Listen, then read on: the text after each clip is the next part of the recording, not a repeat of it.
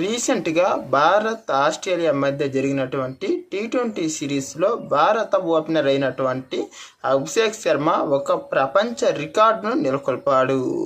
అది ఏంటంటే టీ20లో అత్యంత వేగంగా చాలా తక్కువ బంతుల్లోనే 1000 పరుగులు చేసినటువంటి మొట్టమొదటి బ్యాట్స్మెన్గా రికార్డుల్లోకి ఎక్కాడు.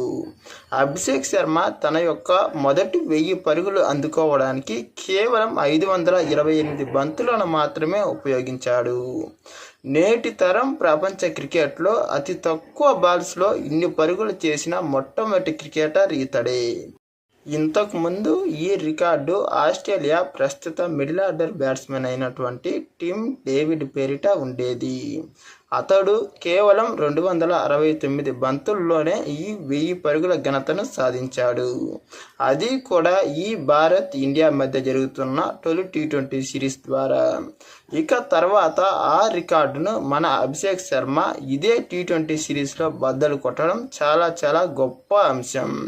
ఇక మూడవ స్థానంలో గ్లెన్ మ్యాక్స్వెల్ 599 బంతుల్లో ఈ పరుగులను సాధించాడు. ఏది ఏమైనా మన భారత క్రికెటర్ అభిషేక్ శర్మ భారతదేశానికి చెందిన ఒక అపూర్వమైన వజ్రంగా చెప్పవచ్చు. ప్రత్యేకంగా అభిషేక్ శర్మ ఓపెనర్ అయ్యుండి కూడా మిడిల్ ఆర్డర్ బ్యాట్స్మెన్లకు ఏమాత్రం తగ్గకుండా గొప్ప సిక్సర్లు, ఫోర్లతో అభిమానులను ఉర్రూతలీగించడం నిజంగా అభిషేక్ శర్మ యొక్క క్రికెట్ సత్తాకు నిదర్శనం. ఒకానొక టైంలో ఇతడికి అసలు టీంలో ప్లేస్ కూడా లేదు. అలాంటి సిచ్యువేషన్లో ఏకంగా 1 సంవత్సరం వ్యవధిలోనే ఇంత గొప్ప పేరు సంపాదించడం చాలా చాలా గొప్ప అంశం.